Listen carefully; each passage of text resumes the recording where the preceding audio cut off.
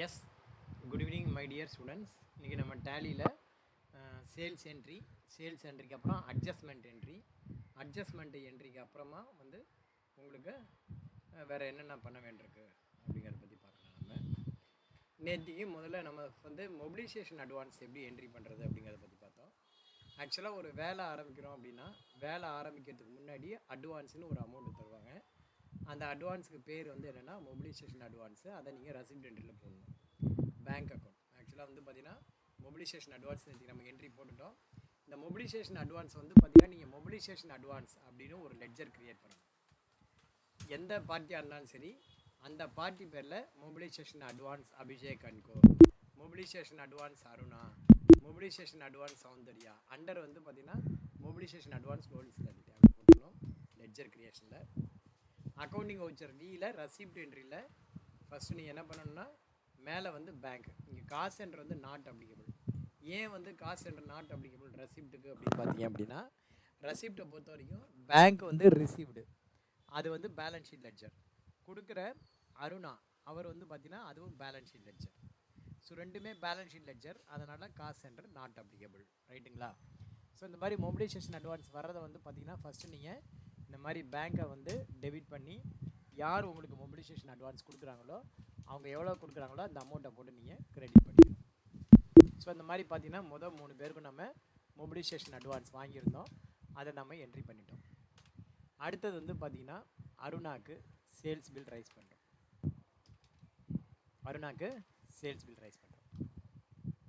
இங்கே வந்து பார்த்தீங்கன்னா நேற்றுக்கு வந்து நம்ம மொத்தம் வந்து 6 பில் இருக்குது. அதில் 3 பில் நம்ம ரைஸ் பண்ணிட்டோம். 4வது பில் உங்களுக்கு நான் ரைஸ் பண்ணி காட்டுறேன் பாருங்கள். பெயிண்டிங் ஒர்க் நேற்றுக்கு என்ன பில் ரைஸ் பண்ணியிருக்கோம்? ஃபஸ்ட்டு வந்து பார்த்திங்கன்னா எக்ஸ்கவேஷன் ஒர்க்கு, இந்த பில்லுக்கான பில்லை ரைஸ் பண்ணியாச்சு. ரெண்டாவது வந்து பார்த்திங்கன்னா ரூஃப் கம்ப்ளீஷன்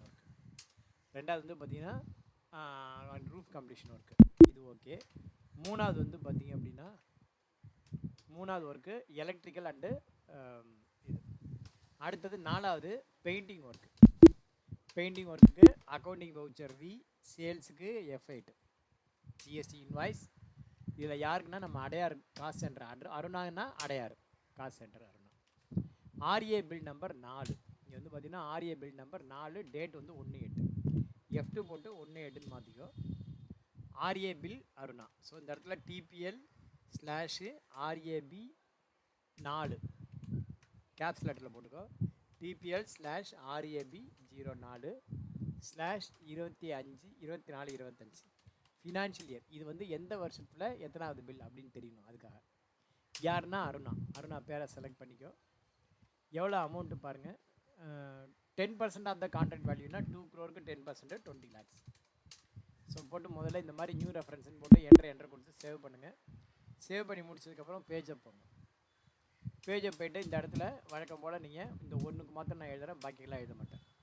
இங்கே வந்து பார்த்திங்கன்னா வழக்கம் போல் என்ன பண்ணணும், as per the work order number 102 படி being the RA bill number 4 submitted அப்படின்னு ஃபார் என்ன ஒர்க்குன்னு பாருங்கள். RA bill number 4 வந்து என்னென்னா painting work. So painting work அதுக்கு 10% of the contract value, 10% of the contract value of rupees 2 crore.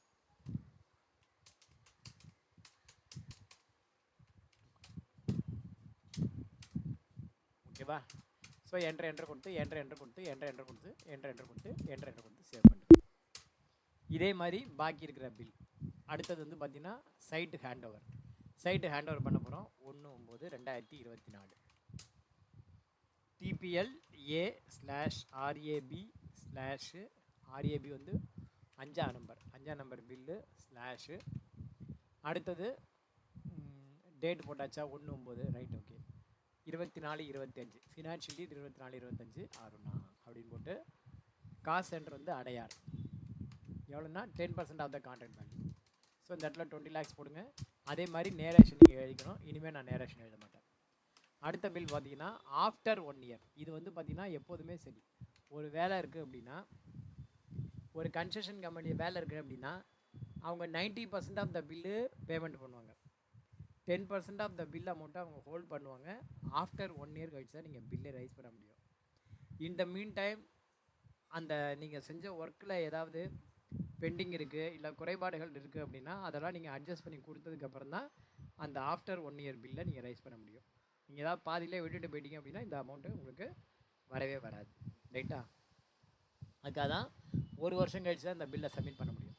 அப்போ இந்த பில்லு போடணுன்னா என்ன பண்ணணும்? 1/9/2025னா இந்த பில்லு ஆஃப்டர் 1 இயர் பில் இல்லையா? அப்போ என்ன பண்ணணும்? Alt F2 போட்டு ஏப்ரல் 25 டு மார்ச் 26 அப்படி போட்டுக்கணும். அதுக்கப்புறமா போட்டு இங்கே F2 போட்டு டேட் வந்து 1/9/2025 அப்படின்னு டேட்டை மாற்றிட்டு அதுக்கப்புறமா நீங்கள் போடணும் TPL/RA பெல். இது வந்து RA பில் நம்பர் 6/25/26ன்னு போடணும். இது வந்து பார்த்தீங்கன்னா 25/26. ஸோ யாருக்குன்னா அருணாக்கு. காசு சென்டர் வந்து பார்த்தீங்கன்னா அடையார். எவ்வளோ அமௌண்ட்டு? அதே 10% of the bill value 20 lakhs. Narration இந்த மாதிரி எழுதிக்கணும். நீங்கள் அப்புறம் நேரேஷன் எழுதிக்கணும். இதே மாதிரி பாக்கி எல்லாருக்கும் நீங்கள் இதே மாதிரி தான் நீங்கள் பில் ரைஸ் பண்ணணும். டி நகருக்கும் அப்படி தான், பெங்களூருக்கும் அப்படி தான். டி நகர் நீங்கள் ட்ரை பண்ணுங்கள். பெங்களூரில் ஒரு பில் நான் ட்ரை பண்ணுறேன். இப்போ வந்து பெங்களூர் பார்த்தீங்கன்னா 1/6 பில் ரைஸ் பண்ணணும். ஸோ F2 போட்டு 1/6/2024 அப்படின்னு போட்டால் என்ன சொல்லுது? Date cannot be below the current period அப்படின்னு கேட்குது. அப்போ கரண்ட் பீரியடில் இல்லைங்குது. அப்போ கரண்ட் பீரியட் வேணுன்னா என்ன பண்ணணும்? F2 போட்டு Alt F2 போட்டு ஏப்ரல் 24லேருந்து மார்ச் 25ன்னு மாற்றிட்டு அதுக்கப்புறம் திரும்ப வந்து 1/6/2024 அப்படின்னு போட்டிங்கன்னா உங்களுக்கு அந்த பில் வரும். RA bill 1. இது வந்து பார்த்தீங்கன்னா யார்? சௌந்தர்யா இல்லையா? SOU சௌந்தர்யா. அடுத்தது RA பில் 01/24/25. இங்கே யாருன்னா அடுத்த பார்ட்டி சௌந்தர்யா. கிரியேட்டில் போயிட்டு சௌந்தர்யா அண்டர் சண்டே டேட்டார் அப்படின்னு maintain bill by bill 30 days credit. இவங்க வந்து பார்த்தீங்கன்னா இவங்க வந்து பார்த்தீங்கன்னா தமிழ்நாடு கிடையாது, கர்நாடகா. இந்த மாதிரி கர்நாடகான்னு செலக்ட் பண்ணும்போது IGST கால்குலேட் ஆகணும். எனி கால்குலேட் ஆகணும், IGST கால்குலேட் ஆகணும். ரெகுலர் கிடையாது. இவங்க வந்து பார்த்தீங்கன்னா அன்ரிஜிஸ்டர்ட். எப்போலேருந்துன்னா நியூ எஃபெக்டிவ் டேட்டு 1/4/2024. சௌந்தர்யா வந்து பார்த்தீங்கன்னா எங்கே இருக்காங்க? சௌந்தர்யா கர்நாடகாவில் இருக்காங்க. கவனமாக போடணும், இல்லைன்னா வராது. Place of supply Karnataka, not Tamil Nadu. நாம் தான் வந்து பார்த்தீங்கன்னா தமிழ்நாட்டில் இருக்கோம். சௌந்தர்யா வந்து எங்கே இருக்காங்க? கர்நாடகாவில் இருக்காங்க. பிளேஸ் ஆஃப் சப்ளை எங்கே? கர்நாடகா. பிளேஸ் ஆஃப் சப்ளை வந்து கர்நாடகா.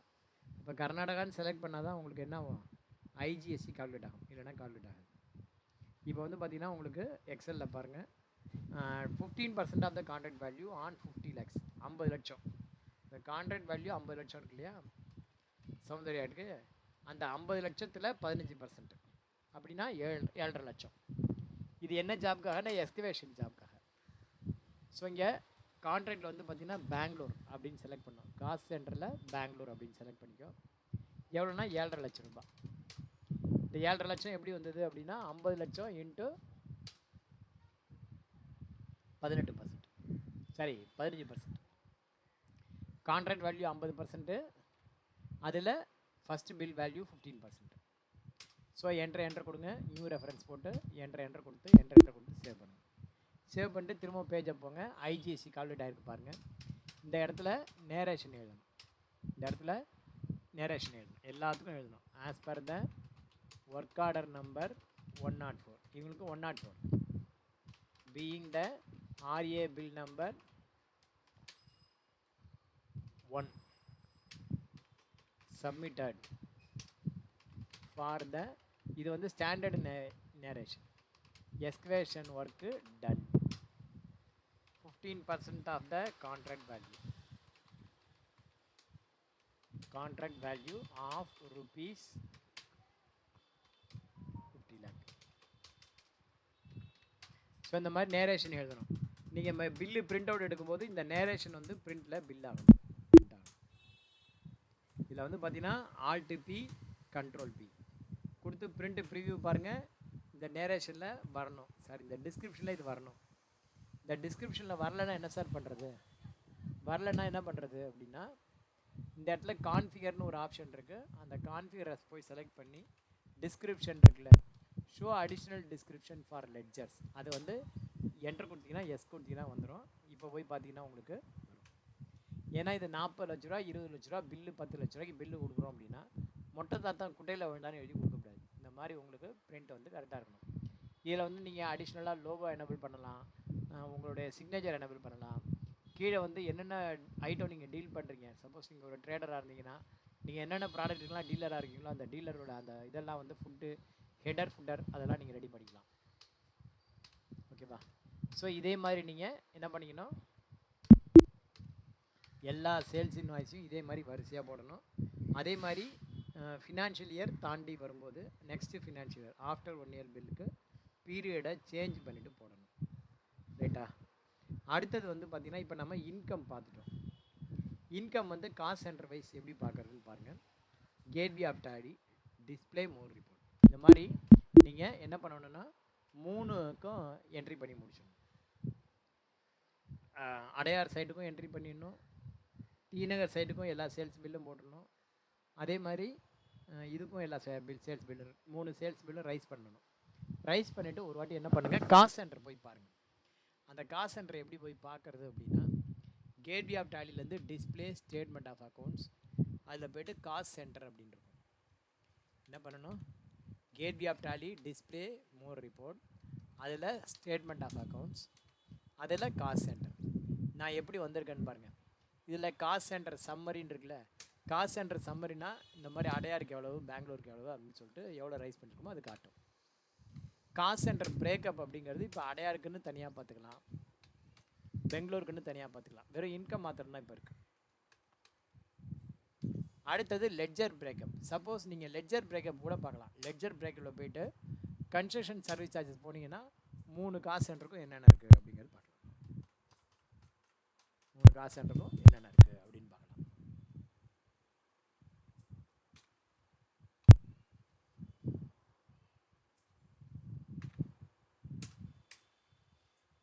ஓகேவா? 3 காஸ்ட் சென்டருக்கு என்னென்ன இருக்குன்னு பார்க்கலாம்.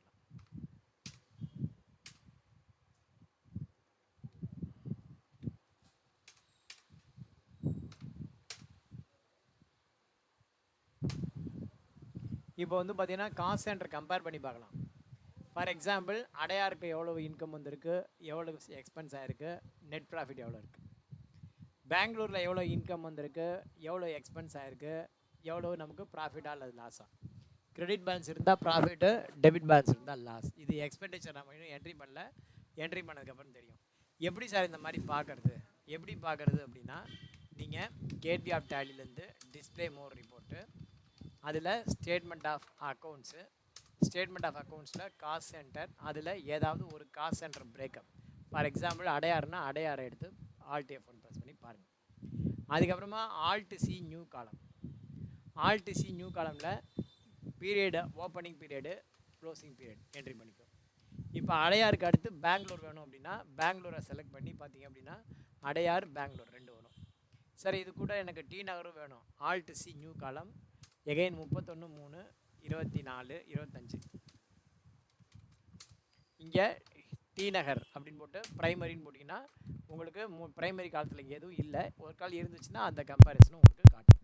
ஸோ இந்த மாதிரி நீங்கள் காஸ்ட் சென்டர் வைஸு ஒவ்வொரு காஸ்ட் சென்டர் வைஸு இன்கம் எவ்வளவு, எக்ஸ்பென்ஸ் எவ்வளவு, ப்ராஃபிட்டாக லாஸாக. நார்மலாக ப்ராஃபிட் அண்ட் லாஸ் அக்கௌண்ட்டில் ஒரு கம்பெனியோடைய entire profit and loss account தான் காட்டும். ஆனால் இந்த காஸ்ட் சென்டரில் வந்து பார்த்திங்கன்னா உனக்கு எத்தனை காஸ்ட் சென்டர் இருந்தாலும் அத்தனை காஸ்ட் சென்டரையும் ஆட் பண்ணி நீங்கள் ஒவ்வொரு காஸ்ட் சென்டருக்கும் ப்ராஃபிட்டாக லாஸாக பார்க்க முடியும். எவ்வளோ பர்சன்டேஜ் இருக்குது அப்படிங்கிறதுலாம் நம்ம தெரிஞ்சுக்க முடியும்.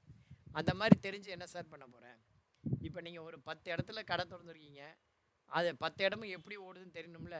ஒரு 4 இடம் அதில் ஒழுங்காக ஓடலைன்னா என்ன பண்ணுறது, ஒழுங்காக ஓடுறதுக்கு என்ன பண்ணணுமோ அதை பண்ணணும். இல்லைனா கடையை இழுத்து மூடுற மாதிரி ஆகிடும், எல்லாத்தையுமே இழுத்து மூடுற மாதிரி ஆகிடும். ஓகேவா? ஸோ இந்த மாதிரி நம்ம காஸ்ட் சென்டர் எப்படி பார்க்கறது அப்படிங்கிறது தெரிஞ்சுக்கலாம். அடுத்தது வந்து பார்த்திங்கன்னா எக்ஸ்பென்ஸ் கிளாஸ். இப்போ வந்து நம்ம ஒரு இன்கம் மாத்திரம் தான் பார்த்துருக்கோம், எக்ஸ்பென்ஸ் இன்னும் பார்க்கல. அந்த எக்ஸ்பென்ஸ் பார்த்தா தான் அந்த காஸ்ட் சென்டருடைய உண்மையான நோக்கம் நமக்கு நிறைவேறும். இப்போ வந்து பார்த்திங்கன்னா ஒரு கம்பெனியில் ஒரு கன்ஸ்ட்ரக்ஷன் கம்பெனி இருக்குது அப்படின்னா கன்ஸ்ட்ரக்ஷன் கம்பெனியில் சைட்டில் மாத்திரம் வேலை செய்ய மாட்டாங்க. இப்போ நீங்கள் பார்த்துருப்பீங்க, சிலிண்டர் கம்பெனிலாம் என்ன பண்ணுறான், சிலிண்டரு ஆஃபீஸ்னு ஒன்று போட்டு வச்சுக்கிறான். ஒரு 10க்கு 10ல் ஒரு இடத்த பிடிச்சி வச்சுக்கிட்டு சிலிண்டர் புக்கிங் ஆஃபீஸ் போட்டு வச்சுக்கிறான். சிலிண்டர் இறக்கிறதுக்கெலாம் ஒன்றும் பண்ணுறதில்ல. எங்கேயாவது ரோட்டில் வண்டியை நிப்பாட்டிட்டு அங்கேருந்து இறக்கி அப்படியே டெலிவரி போகல ஒழிய, மெட்ராஸ் சிட்டிக்குள்ளே முக்கால்வாசி கேஸ் ஏஜென்சி பார்த்தீங்க அப்படின்னா சிலிண்டரை இறக்கிறதுக்கான ப்ரொவிஷனே வச்சுக்கிறது கிடையாது. நிறைய பேர் அப்படி தான் வச்சுருக்காங்க. கார் வாங்குறானுங்க, கார் நிப்பாட்ட இடம் இல்லை. சிலிண்டர் கம்பெனி ஆரம்பிக்கிறானுமோ சிலிண்டர் வச்சுக்கிறதுக்கு இடம் கிடையாது. அந்த மாதிரி இருக்குது. ஓகேவா? இப்போ எதுக்கு சொல்ல வந்தேன், காஸ்ட் சென்டர். இப்போ நம்ம அந்த மாதிரி வெறும் ப்ராஃபிட்டை மாத்திரம் என்ட்ரி பண்ணியிருக்கோம், சேல்ஸ் மாத்திரம் என்ட்ரி பண்ணியிருக்கோம். எக்ஸ்பென்ஸையும் சேர்த்து போட்டால் தான் உனக்கு உண்மையான அந்த இடத்துல என்ன ப்ராஃபிட் என்ன லாஸ் அப்படிங்கிறது தெரிய வரும். ரைட்டா? அப்போ தான் தெரிய வரும். அப்போ இந்த எக்ஸ்பென்ஸை எப்படி என்ட்ரி பண்ணுறதுன்னா அதுக்கு காஸ்ட் சென்டர் கிளாஸ் அப்படின்றது. காஸ்ட் சென்டர் கிளாஸ் அப்படின்னா என்ன, ஒரு கன்ஸ்ட்ரக்ஷன் கம்பெனி இருக்குது, அந்த கன்ஸ்ட்ரக்ஷன் கம்பெனிக்கு ஒரு 4 சைட் இருக்குதுன்னு வச்சுக்கோ. சிலிண்டருக்காரன் இப்போ அதுக்கு தான் அந்த ஏன் இந்த சிலிண்டர் கதை வந்ததுன்னு தெரியல. வேலை வந்து சைட்டில் மாத்திரம் நடக்காது. இந்த சைட் ஆஃபீஸை கண்ட்ரோல் பண்ணுறதுக்கு ஹெட் ஆஃபீஸ்னு ஒன்று போட்டு அந்த ஹெட் ஆஃபீஸ்லேருந்து பணம் போடுறது, கணக்கு வாங்கிறது, மெட்டீரியல்லாம் வாங்கி வச்சுட்டு டிஸ்ட்ரிபியூட் பண்ணுறது, ஸோ இதெல்லாம் ஹெட் ஆஃபீஸில் நடக்கும். அப்போ ஒரு 100% செலவு இருக்குது அப்படின்னா ஒரு 20லேருந்து 30% செலவு ஹெட் ஆஃபீஸில் நடக்கும், பாக்கியெல்லாம் பிரான்ச் ஆஃபீஸில் நடக்கும். அப்போ இந்த செலவெல்லாம் வந்து நீங்கள் அலோகேட் பண்ணும்போது, இப்போ ஒரு சேலரி இருக்குது அப்படின்னா accountant salary not only for head office, அங்கே இருக்கிற 3 சைட்டுக்கும் சேர்த்து தான் அவன் வேலை செஞ்சுருக்கான். அப்போ வந்து பார்த்திங்கன்னா ஒரு எக்ஸ்பெண்டிச்சர் இருக்குன்னா அந்த எக்ஸ்பெண்டிச்சரை ஒவ்வொரு டிபார்ட்மெண்ட்டுக்கும் எவ்வளோ ஒரு எக்ஸ்பெண்டிச்சர் நடந்திருக்கு அப்படின்னா, இப்போ ஃபார் எக்ஸாம்பிள் சேலரி இருக்குது ஒரு 5 லட்சம். அப்போ சேலரி 5 லட்சம் இருக்குன்னா அடையாருக்கு ஒரு 20%, டீனருக்கு ஒரு 20%, இவனுக்கு ஒரு 30%, பெங்களூருக்கு ஒரு 30% அப்படின்னு சொல்லிட்டு நம்ம அலோகேட் பண்ணணும். ரைட்டா? ஸோ அதுக்கு பேர் பண்ணுறது என்னென்னா எக்ஸ்பென்ஸ் கிளாஸ் அப்படின்னு பேர். அந்த எக்ஸ்பென்ஸ் கிளாஸ் போடுறதுனால நமக்கு என்ன பெனிஃபிட் அப்படின்னா, நீங்கள் முன்கூட்டியே பர்சன்டேஜை ஃபிக்ஸடாக போட்டிங்க அப்படின்னா ஆட்டோமேட்டிக்காக உங்களுக்கு ப்ராஃபிட் சென்டர் வந்து ஆட்டோமேட்டிக்காக உங்களுக்கு கால்குலேட் ஆகி உங்களுக்கு ரிப்போர்ட் கொடுக்கும். ஃபஸ்ட்டு வந்து அதுக்கு என்ன பண்ணணும்னா எக்ஸ்பென்ஸ் கிளாஸ் அப்படின்னு ஒன்று க்ரியேட் பண்ணிக்கணும். அதுக்கு ஒரு எக்ஸ்பென்ஸ் கிளாஸ்.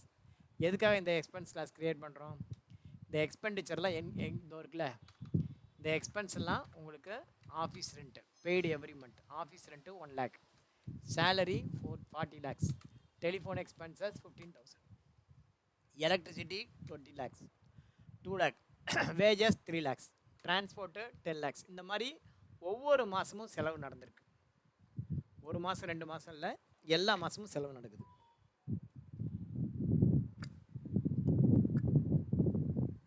இது வந்து மொத்தமாக நடந்த செலவு. அதை மொத்தமாக நடந்த செலவில் நம்ம என்ன பண்ணுறோம், இங்கே அலோகேட் பண்ணுறோம். இப்போ ஆஃபீஸ் ரெண்ட் 1 lakh அப்படின்னா இது வந்து அடையாருக்கு வந்து பார்த்திங்கன்னா 25%னா 25,000, டீனருக்கு 30,000, பெங்களூருக்கு 10,000, ஹெட் ஆஃபீஸ்க்காக 35,000, டோட்டலாக 1 lakh. ஸோ இது வந்து 6 மாதத்துக்கு இந்த மாதிரி நம்ம போடுற மாதிரி இருக்கும். ஓகேவா? ஒவ்வொரு மாதமும் நம்ம என்ன பண்ணணும், அந்த மாதிரி என்ட்ரி பண்ணணும். ஒவ்வொரு மாதமும் நம்ம அந்த மாதிரி என்ட்ரி பண்ணணும். என்ட்ரி பண்ணிவிட்டு அப்புறம் பார்த்தீங்கன்னா அப்போ தான் உங்களுக்கு அந்த ரிப்போர்ட் வந்து நல்லா தெரியும். ஒவ்வொரு மாதமும் மகா ஏழுமலைங்கிறது யாருப்பா, நமக்கான லிஸ்ட்லேயே இல்லையே. ரைட்டு. இப்போ வந்து பார்த்தீங்க அப்படின்னா எக்ஸ்பென்ஸ் கிளாஸ் க்ரியேட் பண்ணிவிட்டு அப்புறமா இந்த எக்ஸ்பென்ஸ்லாம் போடுவோம். அதுக்கப்புறம் நம்ம P&L லெட்ஜர் பார்ப்போம். ஸோ ஃபஸ்ட்டு வந்து எக்ஸ்பென்ஸ் கிளாஸ் க்ரியேட் பண்ணிப்போம். கேட்வே ஆஃப் டேலி இந்த இடத்துல க்ரியேட்டு காஸ்ட் சென்டர் மாதிரி காஸ்ட் சென்டர் கிளாஸ்னு ஒன்று இருக்கும். அது இல்லைன்னா இங்கே ஷோமோரில் போய் பார்த்தீங்கன்னா காஸ்ட் சென்டர் கிளாஸ் இருக்கும். எப்படி வரணும், கேட்வே ஆஃப் டேலி க்ரியேட்டு ஷோமோர், அதில் போய்ட்டு காஸ்ட் சென்டர் கிளாஸ். இந்த காஸ்ட் சென்டர் கிளாஸில் எக்ஸ்பென்ஸ் கிளாஸ்ன்னு போட்டு நேற்றுக்கே நம்ம க்ரியேட் பண்ணிட்டோம். அடையாருக்கு 25%, டீனாருக்கு 30%, பெங்களூருக்கு 10%, ஹெட் ஆஃபீஸ்க்கு 35% போட்டு நம்ம பண்ணிட்டோம். இப்போ நீங்கள் பேமெண்ட் என்ட்ரி போட்டிங்கன்னா ஆட்டோமேட்டிக்காக அந்தந்த சென்டரில் போய் உட்காரும். ஃபார் எக்ஸாம்பிள் பேமெண்ட்டுக்கு ஷார்ட்கட் F5, டேட் பாருங்கள், பெய்ட் ஆன் எவ்ரி மந்த் அப்படின்னு இருக்குது. ஏப்ரல் மாதம் எக்ஸ்பென்ஸ்லாம் 1ஆம் தேதி நம்ம பே பண்ணுறோம். ஸோ எல்லா எக்ஸ்பென்ஸும் 1ஆம் தேதியே புக் பண்ணுங்கள், பேங்க் மூலியமாக பண்ணுறோம்.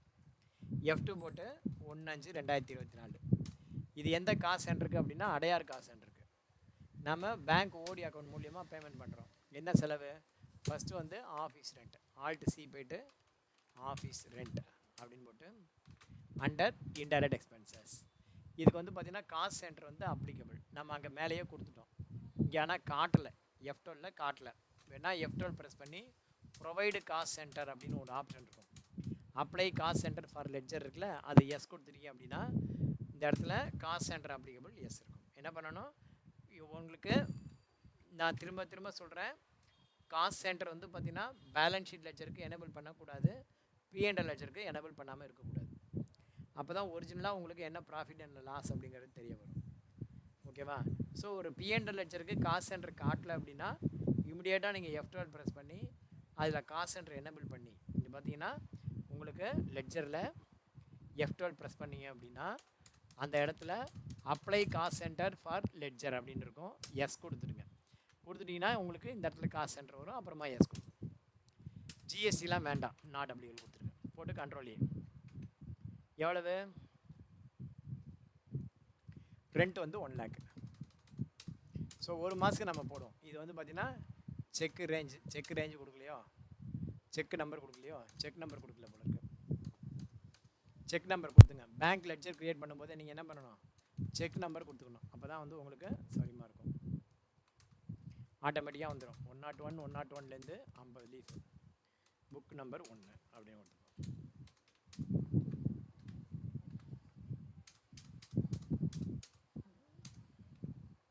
Book number 1 101 101. நெக்ஸ்ட் அப்படியே ஆட்டோமேட்டிக்காக செக் நம்பர் வந்துடும் உங்களுக்கு. அடுத்த எக்ஸ்பென்ஸ் பாருங்கள், சேலரி. அதே காசு சென்டர் அடையாறு ஓடி அக்கௌண்ட்டு ஆல்ட் சி போய்ட்டு லெட்ஜர் அப்படியே க்ரியேட் பண்ணிக்கிறோம். சேலரி அண்டர் இன்டைரக்ட் எக்ஸ்பென்சஸ், காசு சென்டர் அப்ளிகபிள் எஸ். ஜிஎஸ்டி வந்து சேலரிக்கு கிடையாது, எதுக்குமே கிடையாது, சேலரிக்கு வேண்டாம். எஸ்பெஷலி எவ்வளோனா 40 lakhs. செக் நம்பர் ஆட்டோமேட்டிக்காக வருது பாருங்கள். அடுத்தது telephone expenses. Adyar cost centre ஓடி account alt C telephone expenses.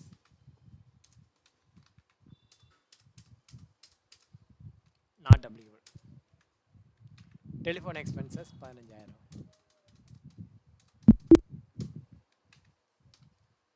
அடுத்தது இபி சார்ஜஸ். காசு சென்டர் அடையார், சாரி காசு சென்டர் இல்லை, காசு சென்டர் கிளாஸ் தவறுதான் செலக்ட் பண்ணிவிட்டு எக்ஸ்பென்ஸ் கிளாஸ் நானும் அடையார்னு போட்டேன். இங்கே எக்ஸ்பென்ஸ் கிளாஸை செலக்ட் பண்ணணும். பேமெண்ட் ஒன்றுலையும் இந்த இடத்துல எக்ஸ்பென்ஸ் கிளாஸ் செலக்ட் பண்ணணும், இல்லைன்னா அடையாரில் போய் உட்காந்துடும். எக்ஸ்பென்ஸ் கிளாஸ் செலக்ட் பண்ணணும். ஒன்றுக்கு என்ன பண்ணணும்?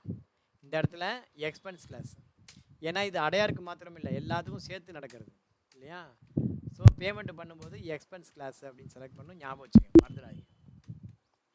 இப்போ வந்து பார்த்திங்கன்னா அடுத்தது வந்து பார்த்திங்கன்னா இபி சார்ஜஸ். இங்கே வந்து எக்ஸ்பென்ஸ் கிளாஸு ஓடி அக்கௌண்ட்டு இந்த இடத்துல இபி சார்ஜஸ் அண்டர் ஜிஎஸ்டி 2 வாட்டி நாட் அப்ளிகபிள். எவ்வளோனா 2 lakh.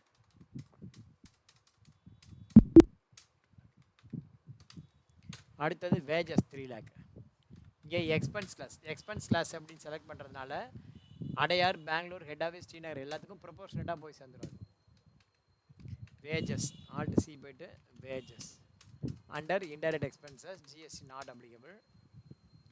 எவ்வளோ அமௌண்ட்டு? 3 lakh.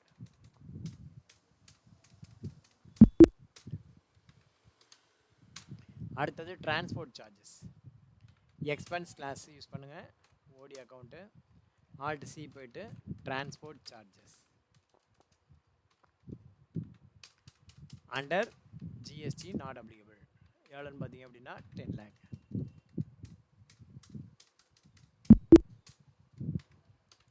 அடுத்தது ஸ்டாஃப் வெல்ஃபேர். ஏன் லேட்டாக வரீங்கன்னு தெரில.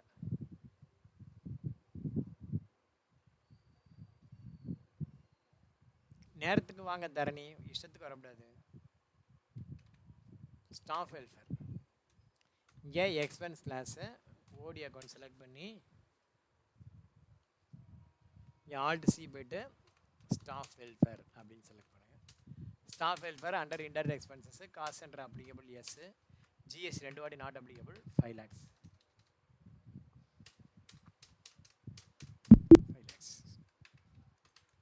அடுத்தது meals expenses 1 lakh. Expense class ஓடி account alt c meals expenses under indirect expenses GST not applicable. எவ்வளோனா 1 lakh.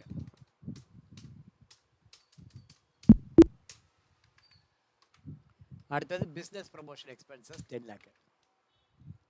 எக்ஸ்பென்ஸ் கிளாஸு ஓடி account alt C business promotion expenses under indirect expenses GST 2 வாட்டி not applicable. ஆனால் ப்ராக்டிக்கலாக வந்து பார்த்தீங்கன்னா business promotion எக்ஸ்பென்சஸ்லாம் GST வரும். So entry கொடுத்து save பண்ணியாச்சு. இப்போ வந்து பார்த்தீங்கன்னா 1 மாதத்துக்கு நம்ம போட்டிருக்கோம். இந்த மாதிரி நீங்கள் 6 மாதத்துக்கும் போடணும். உங்களுக்கு அந்த காஸ்ட் சென்டருடைய ஃபுல் எஃபெக்ட் பார்க்கணும் அப்படின்னா 6 மாதத்துக்கும் நீங்கள் போடணும். ஆக்சுவலாக கான்ட்ராக்ட் ப்ரைஸ் எவ்வளவு? இது ஒரு 2 கோடி, அது ஒரு 4 கோடி, 4 2 6 கோடி, 6 கோடி 50 லட்சம் ரூபாய் கான்ட்ராக்ட் ப்ரைஸ். அந்த 6 கோடி 50 லட்சத்தில் உங்களுக்கு எவ்வளோ வருது பாருங்கள், 6 கோடி 50 லட்சம் இல்லையா? இது வந்து பார்த்தீங்கன்னா மொத்தம் 72,15,000 வருது. அப்போ இதை வந்து 6ஆல் பெருக்கணும். இதை 6ஆல் பெருக்கினீங்க அப்படின்னா 4 கோடியே 32,90,000 வரும். பேலன்ஸ் இருக்கிற அமௌண்ட்டு தான் உங்களுக்கு ப்ராஃபிட். பேலன்ஸ் இருக்கிற அமௌண்ட்டு உங்களுக்கு ப்ராஃபிட். நான் கால்குலேட் பண்ணி தான் அதை போட்டிருக்கேன். ஸோ தட் இந்த மாதிரி நீங்கள் காஸ்ட் சென்டரில் நீங்கள் பார்த்துக்கலாம். இப்போ நம்ம காஸ்ட் சென்டர் ரிப்போர்ட் போய் பாருங்களேன். Gateway of tally, display, statement of accounts, cost centre, அதில் cost centre breakup. Cost centre பிரேக்கப்பில் அடையாறுகளை செலக்ட் பண்ணி ஆல்ட் F1 ப்ரெஸ் பண்ணுங்கள். ப்ரெஸ் பண்ணிங்கன்னா 1 கோடியே 80 லட்சம் இன்கம் வந்திருக்கு. இங்கே 18 லட்சம் செலவாயிருக்கு. ஸோ நமக்கு கெயின் வந்து 1 கோடியே 61 லட்சம் அப்படின்னு காட்டுது. ஆனால் இங்கே நம்ம 1 மாதம் தான் போட்டிருக்கோம். இந்த மாதிரி 6 மாதம் போடணும். அப்போ என்னாகும்? இந்த 18 லட்சத்துக்கு 3,750, 18 லட்சத்துக்கு 3,750 இன்ட்டு 6 டைம்ஸ் போட்டிங்க அப்படின்னா 1 கோடியே 8 லட்சம் செலவு. ஸோ 1 கோடியே 80 லட்சத்தில் 1 கோடியே 8 லட்சம் போச்சு அப்படின்னா பாக்கி 72 லட்சம் நமக்கு ப்ராஃபிட் அப்படின்னு சொல்லிட்டு நம்ம என்ன பண்ணிக்கலாம்? ஐடென்டிஃபை பண்ணிக்கலாம். ஸோ இப்படி தான் நீங்கள் வந்து ப்ராஃபிட்டை வந்து கண்டுபிடிக்கணும். ரைட்டா? ஸோ இப்போ நம்ம என்ன பார்த்துருக்கோம்? ஃபஸ்ட்டு மொபிலைசேஷன் அட்வான்ஸ் போட்டோம். 2வது வந்து பார்த்திங்கன்னா சேல்ஸ் இன்வாய்ஸு. 3வது வந்து பார்த்திங்கன்னா பேமெண்ட் என்ட்ரி. 4வது வந்து பார்த்திங்கன்னா அட்ஜஸ்ட்மெண்ட் என்ட்ரி. அதுக்கப்புறம் பார்த்திங்கன்னா ரெசிப்ட் என்ட்ரி. இன்னும் அட்ஜஸ்ட்மெண்ட் என்ட்ரியும் ரெசிப்ட் என்ட்ரியும் போடணும். இப்போ நம்ம செலவு பண்ணிட்டோம். நீங்கள் கேட்கலாம், சார் ரெசிப்ட் இல்லாமல் எப்படி சார் பேமெண்ட் பண்ணுறது அப்படின்னு சொல்லிட்டு. கன்ஸ்ட்ரக்ஷன் கம்பெனியை பொறுத்த வரைக்கும் முதல்ல செலவு பண்ணணும் கையை விட்டு, அப்புறம் தான் ரெசிப்ட் என்ட்ரி. ஓகேவா? ஸோ அந்த கான்செப்ட் படியும் இப்படி போட்டுக்கலாம், ஒன்றும் தப்பு இல்லை. அடுத்தது பார்த்திங்கன்னா ரெசிப்ட் என்ட்ரி போகிறதுக்கு முன்னாடி சில அட்ஜஸ்ட்மெண்ட்ஸ்லாம் இருக்குது. ரெசிப்ட் என்ட்ரி போகிறதுக்கு முன்னாடி சில அட்ஜஸ்ட்மெண்ட்ஸ் இருக்குது. என்னென்ன அட்ஜஸ்ட்மெண்ட்ஸ்? இப்போ கம்பெனி வேலையை ஆரம்பிக்கும் போது உனக்கு மொபிலைசேஷன் அட்வான்ஸ் கொடுத்தாங்க. அந்த மொபிலைசேஷன் அட்வான்ஸை அட்ஜஸ்ட் பண்ணணும். ஓகேவா? அந்த மொபிலைசேஷன் அட்வான்ஸ் அட்ஜஸ்ட் பண்ணணும். அதன் பிறகு செக்யூரிட்டி டெபாசிட்டு, டிடிஎஸ்ஸு, இந்த 3 டிடக்ட் பண்ணணும். டிடக்ட் பண்ணிவிட்டு மிச்சம் வர வேண்டிய அமௌண்ட்லேருந்து தான் உங்களுக்கு ஒரு போர்ஷன் ஆஃப் அமௌண்ட் வரும். அந்த அமௌண்ட்டு எப்படி என்ட்ரி பண்ணலாங்கிறது நாளைக்கு பார்க்கலாம். ஏன்னா இன்றைக்கி இது வரைக்குமே பண்ணி பாருங்கள். முதல்ல நீங்கள் கம்பெனி க்ரியேட் பண்ணி நம்ம செஞ்ச வேலையெல்லாம் பண்ணிவிட்டு லெட்ஜர்லாம் க்ரியேட் பண்ணிவிட்டு வவுச்சர் டைப் ஆர்டர் பண்ணிவிட்டு எல்லாத்துக்கும் சேல்ஸ் என்ட்ரி போடுங்க, எல்லாத்துக்கும் பேமெண்ட் என்ட்ரி போடுங்க. இது வரைக்கும் நீங்கள் போடுவீங்கன்னு நான் நம்புகிறேன். நம்பிட்டு நான் போகிறேன். காஸ்ட் சென்டருக்கு கன்ஸ்ட்ரக்ஷன் கம்பெனிக்கு எப்படி அக்கௌண்ட்ஸ் பண்ணணுங்கிறத நீங்கள் தெரிஞ்சுட்டீங்க அப்படின்னா உங்களுக்கு மாதம் 20,000 சேலரி கன்ஃபார்ம்டு. ஓகேவா? மாதம் 20,000 சேலரி கன்ஃபார்ம்டு. அதனால் திரும்ப சொல்கிறேன், நீங்கள் முதல்ல இந்த என்ட்ரி போடுங்க. நாளைக்கு அட்ஜஸ்ட்மெண்ட் என்ட்ரி எப்படி போடுறதுங்கிறது நாளைக்கு பார்க்கலாம். தந்த வாய்ப்புக்கு நன்றி கூறி விடைபெறுவோம். நான் உங்கள் டாலி சீனிவாசன். தேங்க்யூ.